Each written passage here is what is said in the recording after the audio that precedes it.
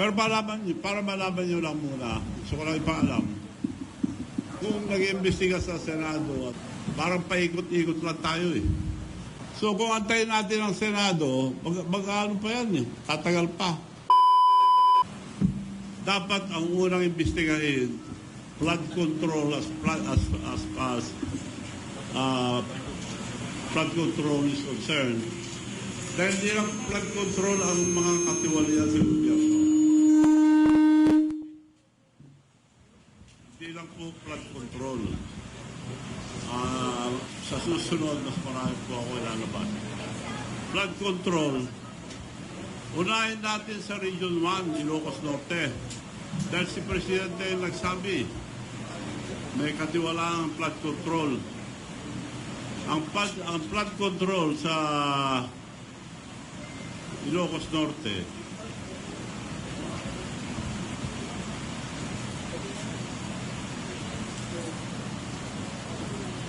anong year ito? Panahon na ni President BBM, 10 billion. At ito kaya pinag-uusapan mga flood control. Sino ngayon ang binibintangan? Diskaya ang gumawa. Ang mga kontraktor nila sa Ilocos Norte, Diskaya rin eh. Paano tayo maniniwala ngayon sa mga pinagsasabi nilang mga iniimbestiga? Mga kontraktor nila, maraming kumpanya.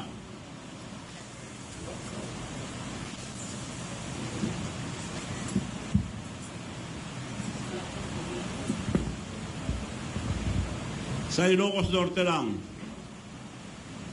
St. Matthew General Contractor and Development Corporation,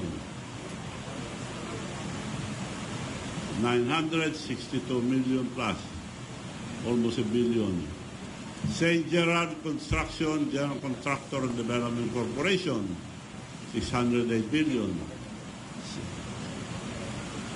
Alpha and Omega General Contractor and Development Corporation, St. Timothy Construction Corporation.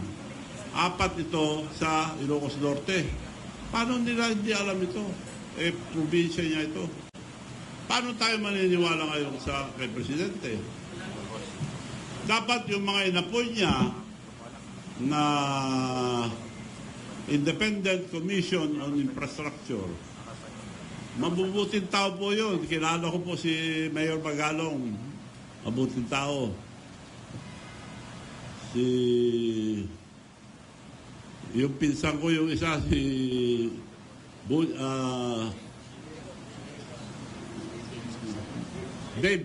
Dave Singson, matino po yun.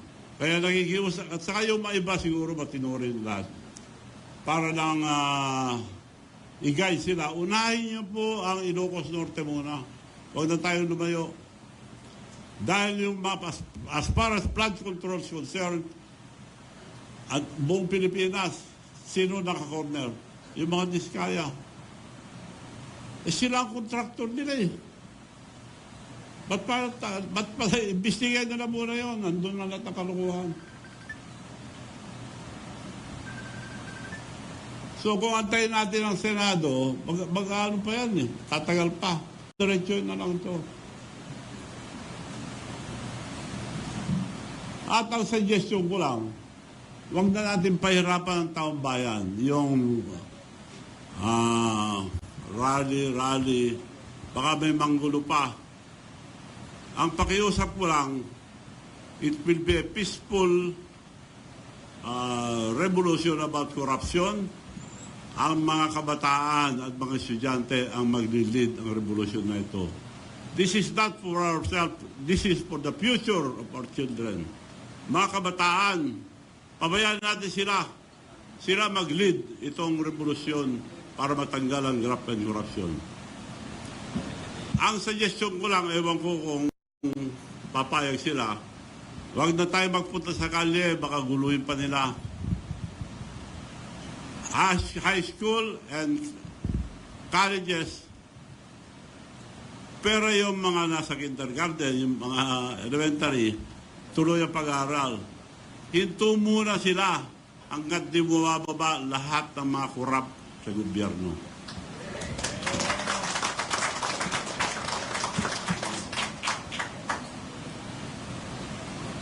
Ngayon, kung ayaw nila mag-resign, sila nagpapahirap sa mga estudyante. Kaya nakikiusap ako sa mga kabataan, mga student leaders, tumayo kayo dahil karapatan nyo to, dahil kinabukasan nyo to. Hindi po para sa amin, tumutulong lang po kami rito sa inyo. Ang mga opisyal naman, mga military and police, generals, mga officials, pabayaan niyo po yung mga anak niyo sumama sa protesta ng korupsyon. Huwag niyo silang pigilin para walang gulo. So yun po ang aking suggestion sa mga kabataan. Huwag na lang sila pumasok muna, magbakasyon muna sila. Kung hindi alis, anuhin natin yung... Paalala ko lang, education is very important. Pero anong kinabukasan nila? 17 trillion ng utang ang Pilipinas, umuutang pa sila. Saan napupunta? Sa korupsyon. So, yun lang po pakiusap ko. Babayaan natin ang mga kabataan, mga student leaders, sila mag-lead itong revolusyon ng korupsyon. Wag na suggestion ko lang. Pwede rin kayo pumunta sa Marani pero baka may manggulo, baka mapahama kayo. Ang suggestion ko, walang gulo. Wag na lang kayo pumasok. But tumayo kayo, karapatan nyo magprotesta. Dahil sa ang gobyerno natin, wala nang mangyayari. Dahil walang isang salita ang presidente. Walang isang salita yan. Ba't tayo maniniwala? Siya nagsabi, nakakaya kayo. Dapat nakakaya tayo eh. Kasama, yung sila Diskaya, sila ang kontraktor niya eh.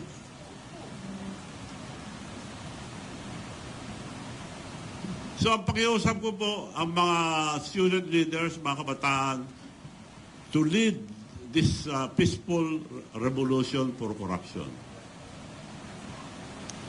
Dahil ano nyo ang wala na tayong pag-asa sa buhay. This is your future. This is your future. Yung mga kabataan, hindi po sa amin. Tumutulong lang po kami pagpaliwanag dahil mukhang naliligaw tayo eh. Investigasyon sa Senado, wala nangyayari. Paikot-ikot lang tayo. So, yun lang po. Maraming salamat and I'd like to entertain any question.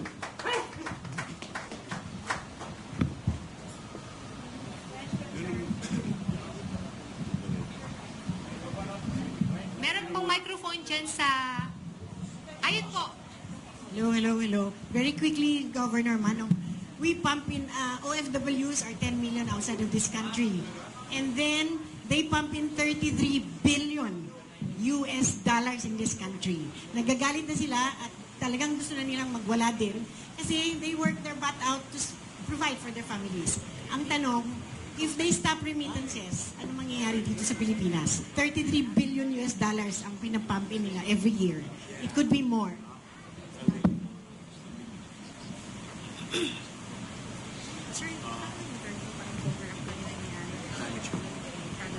Pwede rin yun, pero hindi na dapat yun para di mahirapan yung mga kamag-anak nila rito. Palapitin nyo na lang po dito sa likod. Yan pinakamagandang naisip ko, huwag na lang pumasok. Kung gusto nilang ituloy ang mga estudyante, dapat mag-resign lahat ng korap. At lahat ng mga politician, huwag tayong makialam, pabayaan natin ang kabataan magprotesta. Because this is for your future. Mga kabataan, sila, hindi tayo. Sila lang masisira kung di pa tayo tutulot kikilos. Pwede rin yung suggestion nyo, pero Wag na dahil mahirapan lang mga kamag-anak nila. Okay. Sir, good afternoon. Sheena Torna from SMNI News dito po, sir. Sir, your reaction lang kasi this week nag-resign si House Speaker Romualdez at sa gitna nga ng kontrobersyal na maanumalyang flood control project. And ngayon, sinasabi ng mga kongresista, especially Sandro Marcos, na pinapauwi na nga itong si Representative Zaldico dahil nga sinasabi na siya ang nasa likod ng mga katiwalian dito sa flood control. Sir, sa tingin nyo, damage control lang itong ginagawa nila para hindi lumala yung galit ng taong bayan? Ang pinalit, mabuting tao yan, si Buji D. Pampaganda lang nila yan. Pero kung tutuusin mo, same dog, different color. Paano siya susunod din sa naglagay sa kanya yan? 10 beses mo palitan ang speaker, ganun pa rin. Palitan natin lahat ng korap na opisyal. Follow up lang, sir. So, ibig sabihin, useless yung ginagawang pagdinig, especially po sa Kamara. Useless. Wag na tayo maglukuhan. Thank you. Paikot-ikot lang po tayo. Tracy Cabrera po sa Daily Chronicle. Bati lang daw muna po ni Edith Moynihan. Anyway, ang tanong ko po ganito, kasi kausap ko si Mayor Magalong kaninang maga. And his comment was like, sa House at saka sa Senado, po si Mayor Magalong kaninang maga. And his comment was like, sa House at saka sa Senado, you can divide the members. Yung isa, pro Duterte, yung kabila, pro Marcos. Ang makakalungkot lang daw po, ang sabi niya, walang para sa bayan. Para si Duterte, para kay Marcos, walang para sa bayan. Anong reaction niyo po sa comment ni Mayor Magalong na gano'n?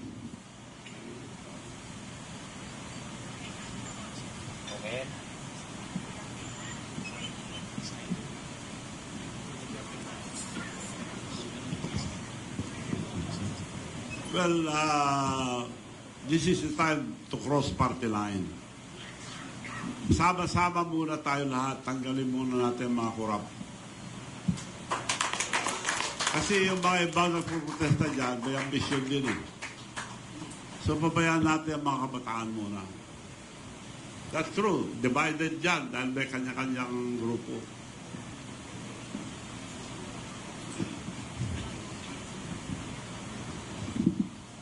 Hi, Madam Chavit. Good afternoon po. Ang question ko po, I'm Janice Navidov po from Bulgar. Ang question ko po, yung sinabi niyo earlier na walang isang salita ang ating Pangulo. Pwede po bang malaman kung saan po saan po yung pinaghuhugutan niyo ng statement po niyo na yan? Sample? Saan po nanggagaling yung statement niyo na walang isang salita ang ating Pangulo? Ayaw ko impeachment, sabi niya. Pumirma yung anak niya una ng impeachment. Madalian niyo yung impeachment. Presidente siya, dapat sinusunod ng mga congressman. Puro tao nila eh. Majority. Ganun ba isang salita? Nakakaya kayo. Eh sila lang may diferensya sa probinsya niya eh. Sinong kausap yung mga contractor doon? Sino mga opisyal doon? Ang mayor dati doon, si Mayor, yung pinsan nila, Michael Kion, tinanggal nila. Nung una, pinalabanan nila, mabuti na dalo. Pinalabanan ulit nila ng kontraktor. Ngayon, yung nakaupong mayor ngayon sa Lawag, sila ang kontraktor. May picture sila, tinataas pa ni BBM sa kasi Sandro yung kontraktor nila, bagong mayor. Ito, galing sa Rappler to, hindi galing sa akin. Oh. Nakataas ang kamay yung kontraktor nila. Ibig nyo sabihin, yung kontraktor lang kikita yan, sila naglagay. At sabi sa akin yung pinsang buo niya, Michael Kion, former mayor.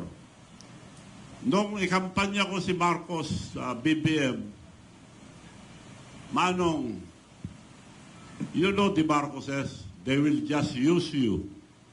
Hindi ako baniwala noon, totoo pala. Eh, kako nga, may Alzheimer pala eh. Nakasimutan lang kami. So, mismong pinsan niya nagsabi, they will just use you, Manong, nagpapagod ka lang, sabi sa akin. Totoo nga. Sumama ako dahil maganda yung plataforma. Pagkakaisa, kailangan sama-sama tayo lahat sa kaunlaran.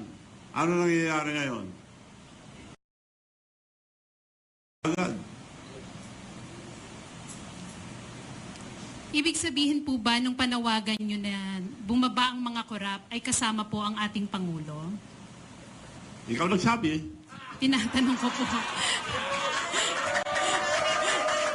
Kaya po tinatanong ko, Manong Chavit, kung ibig sabihin po ba kasama ang ating Pangulo sa panawagan nyo? Katulad po na sinabi nyo kanina. Sinabi mo na eh. Okay, so hindi po kayo natatakot sa mga binibitiwan yung salita po ngayon? Kung gusto nila, samahan ko sila sa kulungan. Sakripisyo ako. Kung meron sila, inuumpisan nila akong bakbakan. Kung meron sila ang patunay na ako ay corrupt, pakukulong ako. Now, to give you one example, nag-mayor ako sa Narbacan dahil gusto ko lang tanggalin yung mga corrupt doon. One term. Wala kaming palengke, wala kaming bagong munisipyo. All the towns of Ilocosur, bago ang palengke, bago ang munisipyo nila, except Narbacan. Anong ginawa ko? Nagbigay ako, 10 hectares, binibili nila ng 500 million, 5,000 per square meters. 10 hectares, di halaga ng 500 million. Tinatawaran sa akin ng 500 million. Ang worth noon, 800 at that time. Ngayon, 15,000 na per square. Anong ginawa ko? Did I took advantage? No. Hindi ko binenta sa munisipyo. Ngayon, nakatayo ng palengke bago, munisipyo, lahat. Binigay ko lang ng 1.2. Lugi kagad ako ng 380 million. Ang leadership is sacrifice. Hindi panguhurakot. Okay po. Yung next question ko po, bakit po naisip nyo na ang kabataan ng gusto nyong magsimula ng peaceful rally? Dahil future ang mga kabataan ang iniisip ko. Kailangan tulungan natin ang kabataan. This is the future of our children. Saan sila pupunta kung puro 17 trillion na utang natin? Umuutang pa tayo, nawawala naman lahat sa mga korap. Kaya kailangan sila mag-lead para walang masabi ang tao na politician yan, na maraming mga bintangan, inggitan. Mga kabataan mag-lead, supportan natin sila. Student leaders, tumayo po kayo. Dahil kinabukasan nyo ito, hindi namin kinabukasan. So may nihahanda na po ba kayong hakbang para kayo po ang magpasimula? Suggestion ko lang yun kung gusto nila. Yun ang the most peaceful. Ngayon, yung mga ibang leaders, sinasama sila sa protesta. Baka mangyari pa kagaya sa Nepal. Magulo masyado. Ayaw ko yun, mapapamag din yung mga estudyante. So yun ang Kaya ako nga peaceful revolution against corruption.